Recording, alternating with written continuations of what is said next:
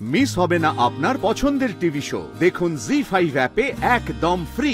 তোমরা নিশ্চয়ই ভাবছো যে এত তড়িঘড়ি করে কেন তোমাদের আমি এখানে ডেকে পাঠালাম, তাই তো? কাকা বাবু, তালিয়েই একটু চিন্তা হচ্ছে। আমি তোমার মেয়ের লোকাল গার্জেন বটে, কিন্তু সব বিষয়ে তো ওকে শাসন করতে আমি পারি না। সে অধিকারও আমার নেই। কিছু কিছু শাসন বাবা মাকেই করতে হয়, সেই কারণেই তোমাদের আমি ডেকে পাঠিয়েছি। কি বলছেন কাকা বাবু? পারুল যতটা আমাদের বিটি, ততটা আপনার নাতবু বটে। এখন ওকে শাসন করার ভার তো আপনারই উপর। আমাদের চেয়ে ওকে শাসন করার অধিকার আপনার কোনো অংশে কম নয়, বরং বেশি। পারুলকে যখন আমি তোমাদের ওখান থেকে নিয়ে এসেছিলাম, তখন তোমাদের বড় মুখ করে কথা দিয়েছিলাম ওর এখানে থাকা, লেখাপড়া, সমস্ত কিছুর দায়িত্ব আমার। কিন্তু এই দায়িত্ব নিতে আমি সম্পূর্ণ ব্যর্থ হয়েছি বাসুদেব, আর তার প্রমাণ আমি গতকাল রাতে হাতে নাতে পেয়েছি।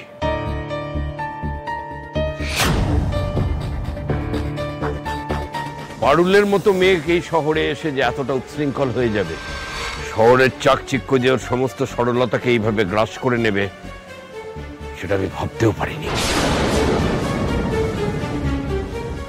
কাকাবাবু, কি হয়েছে একটু খুলে বলেন না কেন?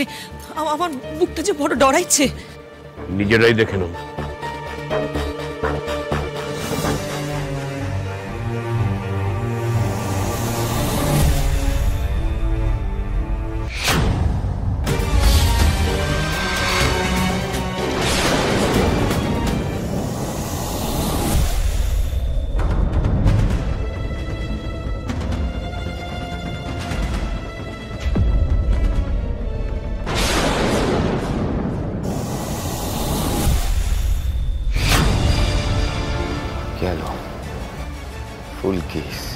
ফাংশনের নাম করে এই বেলের লাপনাতে তুই সামিল হবি, এটা আমি ভাবতে পারিনি পারুল।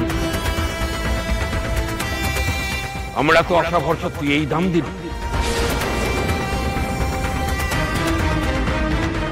একবারও বিবেকে বাঁধলো না। বসু বাড়ির নাত বউয়ের এই পোশাক আশাকের ছেড়ি। তুই তো একটা বাড়ির বউ, শহুরের কম্পিটিশনের চাকচিক্যের নেশায় তুই মাতাল হয়ে গেলি।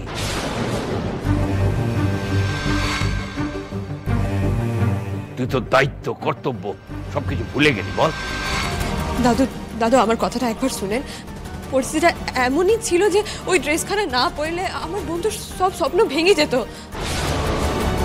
খুব করে চেয়েছিল যে ও যেন ওই ফ্যাশন শোতে জিতে, আর যেন নিজেকে ওই ডিজাইনার হিসেবে আত্মপ্রকাশ করতে পারে। কিন্তু ওর মডেলকে তো এসব কথা আমি শুনতে চাই না।